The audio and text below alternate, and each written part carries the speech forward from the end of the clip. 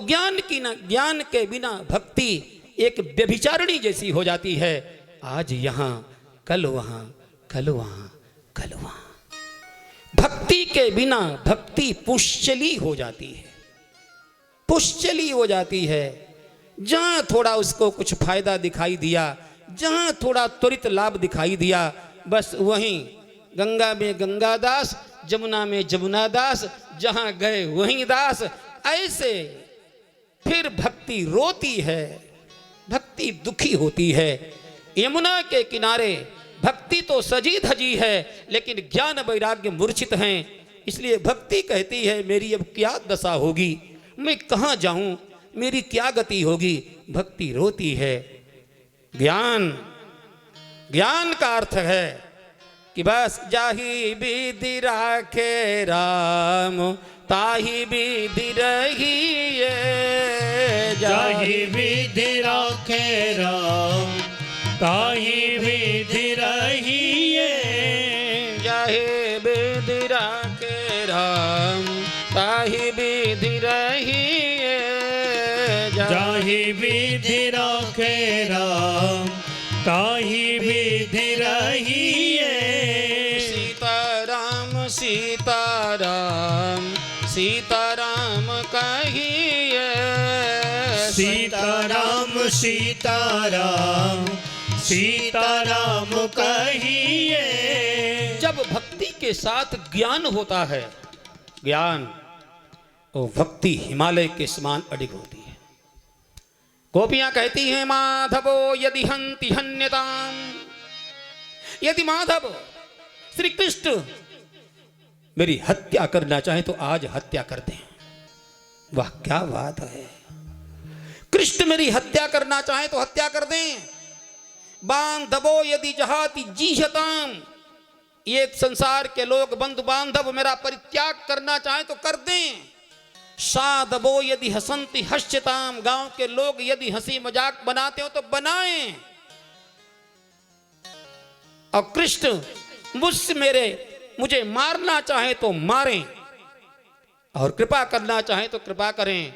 लेकिन माधवो स्वयं कृतो मया, मैंने बहुत लियो तराजू तौल, मैंने तो तराजू तौल करके कृष्ण का वर्ण किया है, मैंने तो भावुकता में नहीं किया है। ज्ञानी ज्ञान के साथ जो भक्ति होती है, भक्ति सुरक्षित रहती है। वो उसे मालूम है, ज्ञान प्रकाश देता है कि जीवन में आए हो तो बहुत कुछ लेकर के आए हो। अरे बंधु, अरे मेरे भाई, बहुत जन्मों की खेती, बहुत जन्मों का बैलेंस, प्रारब्ध कर्म भोग सब बैलेंस, बहुत बड़ा खाता लेकर के आए हो। तो यहाँ कौन भोगेगा? सुख भी आएगा, दुख भी आएगा, लाभ भी आएगा, हानि भी आएगी, मरण भी भोगना पड़ेगा, और जन्म भी भोगना पड़ेगा, सब कुछ भोगना पड़ेगा यहाँ। इसलिए ये अवसर मनुष्य बने हो, भगवान की भक्ति, भगवान की शरणागति यदि चूक गए तो दोबारा मिलने वाली नहीं है। ज्ञान भक्ति की सुरक्षा करता है। ज्ञान के बिना भक्ति रोती है। और वैराग्य कहता है तेरा तुझको अर्पण क्या लागे मेरा। मेरा मेरा मेरा मेरा रुपया, मेरा पैसा, मेरी संपत्ति, मेरा मेरा। वैराग्य कहता है तेरे बाप का नहीं है, नहीं है। अब वैराग्य जब खोल खोल करके उधेड़ करके सब चीज दिखाता है, तब पता चलता है कि अरे बाप मेरा कुछ भी नहीं है, कुछ नहीं है। तब मन होता है तेरा तुझको अर्पण क्या लागे मेरा। तो ज्ञान भक्ति की सुरक्षा करता है और वैराग्य भक्ति को बढ़ाता है। इसलिए यहाँ ज्ञान वैराग्य दोनों मूर्छित हैं। भक्ति रो रही है और ज्ञान वैराग्य। देवर्षि नारद ने बहुत कुछ किया है, कथा बहुत बार सुने आप लोग हैं, बहुत कुछ किया, समाधान नहीं हुआ देवर्षि।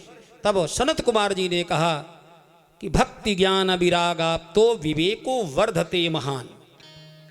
समाधान केवल केवल श्रीमद् भागवत की कथा से होगा। श्रीमद् भागवत महापुराण की कथा से ज्ञान वैराग्य का समाधान होगा।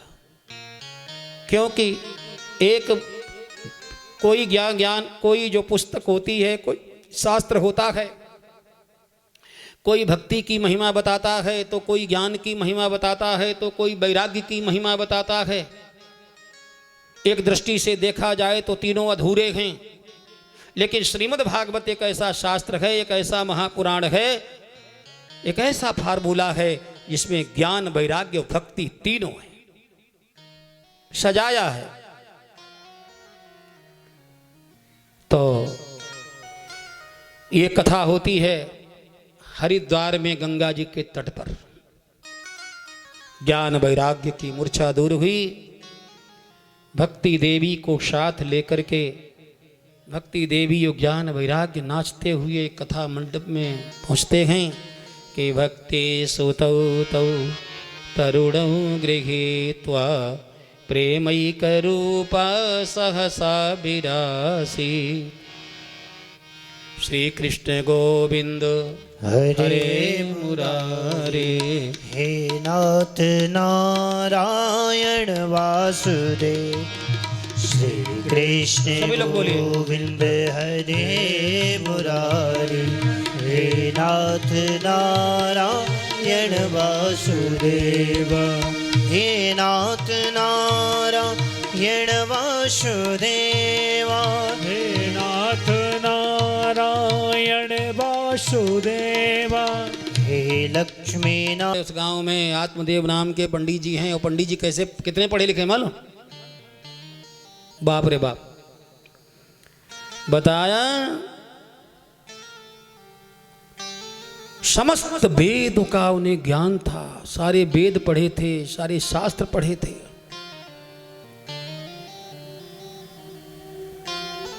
पढ़े तो थे लेकिन ज्ञान नहीं था। पढ़े तो थे, ज्ञान नहीं था। यदि ज्ञान होता तो संतान के लिए, बेटा बेटी के लिए इतना परेशान होने की आवश्यकता नहीं थी। दुनिया की किसी वस्तु, जिस वस्तु का कोई बहुत महत्व नहीं है, मिल जाए तो ठीक, नहीं मिल जाए तो और ठीक। ज्ञान की दृष्टि तो यही कहती है। ज्ञान की दृष्टि तो यह कहती है कि हम जो चाह रहे हैं यदि वो मिल जाए तो ठीक है, और चाहने के अनुसार यदि नहीं मिले तो महा ठीक है और बढ़िया है। क्योंकि जिसको चाहते हैं और वो मिल गई तो समझ लो कहीं न कहीं हथकड़ी लग गई, बेड़ी पड़ गई, गले में फांसी लग गई। जो जो हम चाहते हैं वो किसी न किसी प्रकार से हमारे लिए बंधन बन करके ही आता है। बंधन बन के आता है। मिल जाए तो ठीक, नहीं मिल जाए तो न ठीक। लेकिन ये कैसे पढ़े लिखे? बोले मर जाएंगे मर जाएंगे, आत्महत्या। नाम रखा आत्मदेव,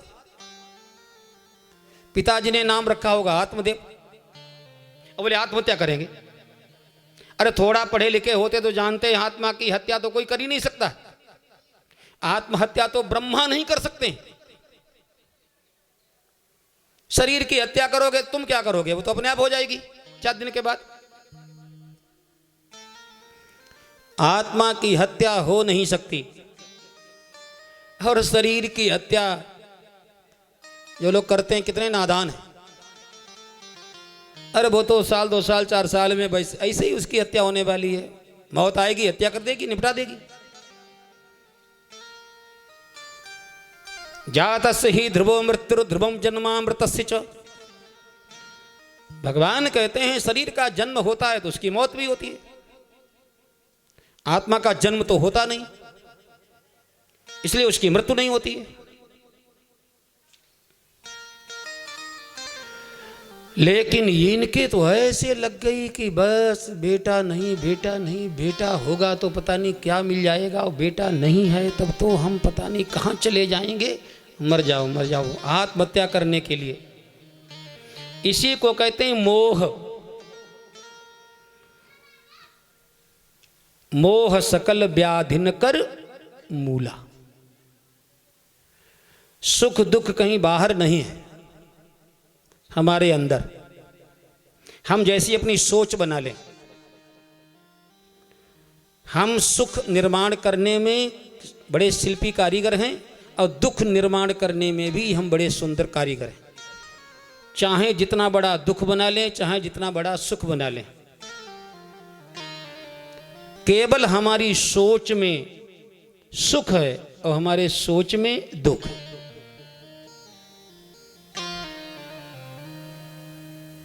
एक सन्यासी महात्मा मिल गए, जंगल में गए थे मरने के लिए। प्रणाम किया, बोले पंडित जी बहुत निराश हो? बोले निराश नहीं, आत्महत्या करने आ जाऊं। बोले आत्मदेव आत्महत्या? अरे बेवकूफ, तेरा नाम आत्मदेव? अरे बोले नाम आम से कुछ होने जाने वाला नहीं है, आत्महत्या करूंगा। बोले क्यों? बोले मेरे कोई संतान नहीं है। संतान नहीं है, और मैंने सुना है अनपत्यस्य गतिर्नास्ति, जिसके संतान नहीं होती उसकी गति नहीं होती।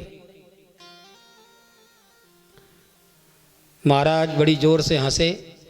बोले यार हम तो सोचते थे तुम कुछ पढ़े लिखे हो, लेकिन तुम बड़े मूर्ख हो। ऐसे ही लोगों को जब आत्मदेव की कथा सुनते हैं, पढ़ते हैं, तो लगता है व्यास जी ने इतने होशियार होशियार लोगों को मूर्ख क्यों कहा है। मंदा सुमंद बताया, मंद बुद्धि क्यों कहा? आत्मदेव जैसा सारे वेदों का ज्ञाता, शास्त्रों का ज्ञाता, और उसको महाराज ने कहा अरे आत्मदेव तुम पढ़े तो बहुत हो, एक अपठित मूर्ख होता है, लेकिन तुम पठित महामूर्ख हो, पढ़े लिखे महामूर्ख। यदि संतान से ही सदगति होती होती तब तो सबसे पहले कुत्तों का उद्धार होना चाहिए, सुगरों का उद्धार होना चाहिए, जो कि ये जीवन में कम से कम 50-50, 100-100 तो पैदा कर ही देते हैं। जानवरों का उद्धार होना चाहिए।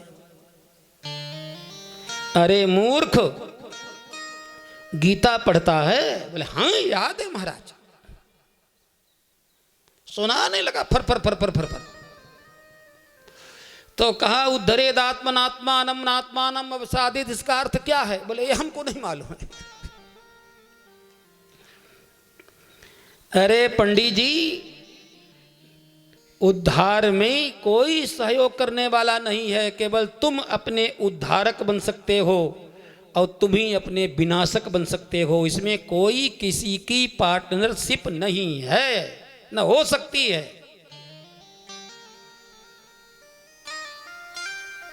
कोई साझेदारी नहीं है। पंडित जी, महात्मा जी ने बड़ा सुंदर समझाया, लेकिन उनकी समझ में नहीं आया, क्योंकि जिसके जो लगी होती है मानता नहीं। इसलिए कहा गया कि भगवान की कथा किसकी समझ में आती है और किसकी समझ में नहीं आती। कामनाग्रस्त व्यक्ति के सामने वेदांत का उपदेश, भगवान की कथा का उपदेश भैंस के आगे बीन बजाए भैंस खड़ी खड़ी पगुराए जैसा हो जाता है। लंबी चौड़ी विस्तृत वहां पर भागवत की कथा का मंडप बनाए। मंडप बनाने की विधि, श्रीमद् भागवत की पत्रिका छपाने का वो भी विधान भागवत में सनत कुमार जी ने बताया है। इसके बाद यजमान के विष्णु दीक्षा विहीना नाम नादिकारा कथा श्रवे, यानी श्रीमद् भागवत के लिए भाई जरूर नियम है, वक्ता भी श्री वैष्णव हो और श्रोता भी वैष्णव हो। यदि, क्योंकि यहां भी विरक्तो वैष्णवो विप्रो, वक्ता के लिए कहा गया। वक्ता विरक्त हो, वैष्णव हो, विद्वान हो, वेद शास्त्रों का अध्ययन जिसने किया हो और श्रीमद् भागवत के सिद्धांतों को समझाने में जो कुशल हो, ऐसे वक्ता के लक्षण बताए।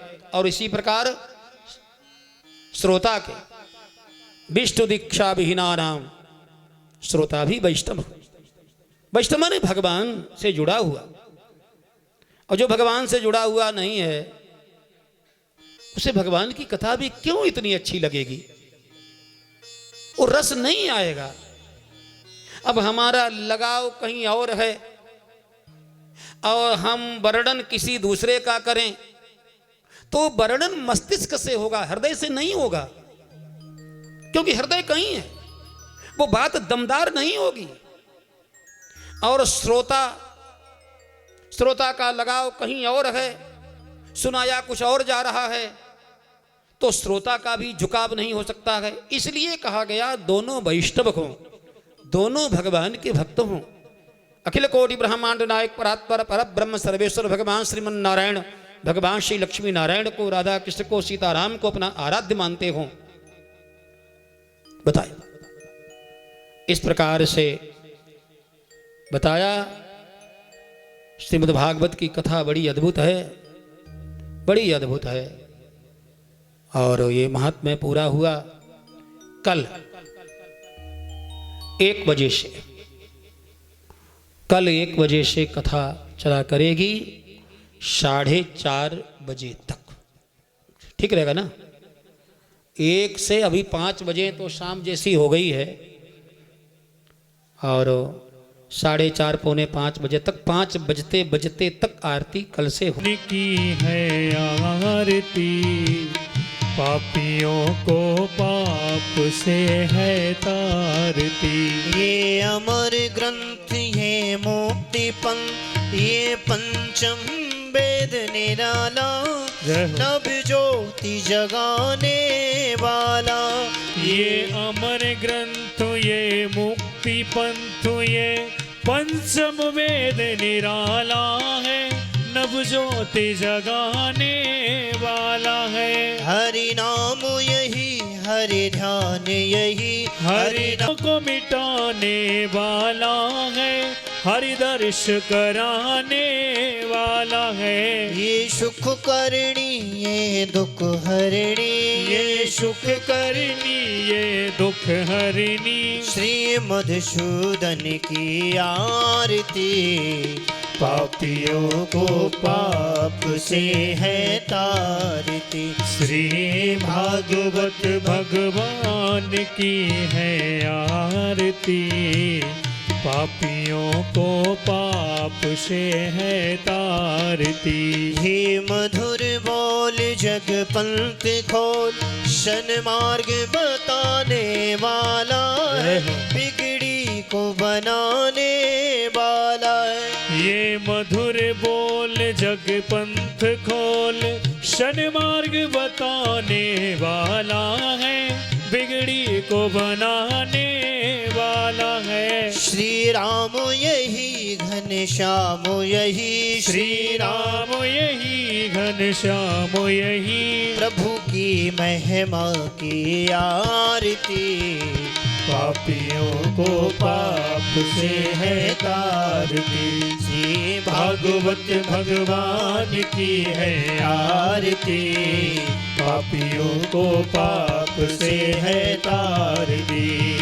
भागवत भगवान की है आरती, पापियों को पाप से है तारती। लेन शीतलीकरणम देवाभिवंदनम आत्माभिवंदनम। ओम शांति शांति शांति। मंत्र पुष्पांजलिम। ओम जगमयन्त देवास्तानि धर्माणि प्रथमान्यासन्न तेहनाकं महिमानः सजन्त यत्र पूर्वे।